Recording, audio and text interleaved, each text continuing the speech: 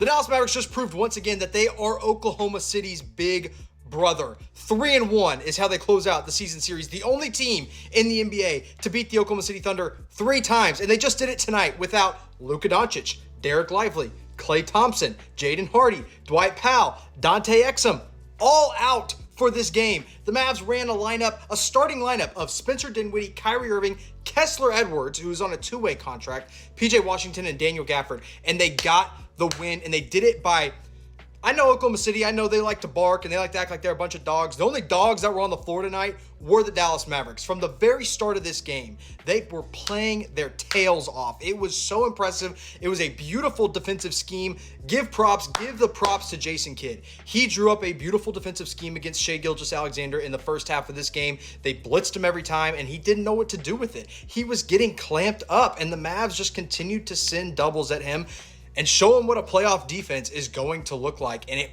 worked. It slowed them down, and it allowed the Mavs to take a good little chunk of lead and then eventually take that into the fourth quarter, and they did it. They made timely shots. Shout out to Omax Prosper, man. Omax was amazing. Best game of his career. Not his highest scoring game, but his best overall game. 14 points, 3 rebounds. He was flying all over the floor, getting his hands on the ball when it was coming down for rebounds. Even though he only got 3, he was making plays. Defensively, he was amazing. He changed this game. Shout out to Kessler Edwards. I mentioned that he got the start. I think he played some really, really good defense tonight.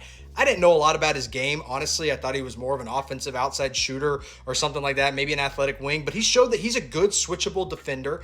I don't expect him to get real minutes when everybody's healthy, but tonight he showed that he was worth the 23 minutes that he played. He smoked a layup, but we won't talk about that. Kyrie Irving, 24 points, steady Eddie, doing the thing for the Mavs. PJ Washington, holy crap. Nobody, and I've said it before, I'll say it 100 times, nobody loves playing the Oklahoma City Thunder more than PJ Washington. 22 points, a career high, 19 rebounds, 3 assists, 3 steals, 2 blocks, 1 huge block in the clutch. I mean, he was awesome. Dinwiddie, dude, thank you for showing up, Spencer Dinwiddie. 28 points, 3 assists, and he was big at the end of this fourth quarter. And also, Maxi Kleber, only 3 points, but that last 3-pointer came at the best time possible. Good night. I'm so excited about this win. This is one of those games where you're just like, man, just do this. Just play with this effort every night, and you'll claw your way to a few wins. Look, they get up for these games against the Thunder. I've said it before. I'll say it again. They get up for these games against the Thunder, and they love to play against them. You're not going to play like this every night. You're not going to be shooting the way that some of these role players shot tonight every single night, but you can play with this kind of effort every single night, and I believe this team can do that.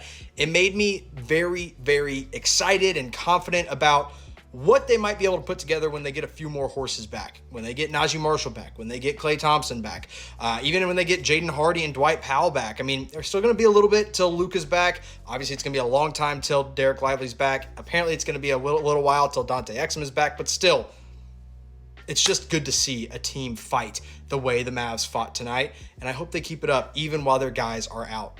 Big win, much needed.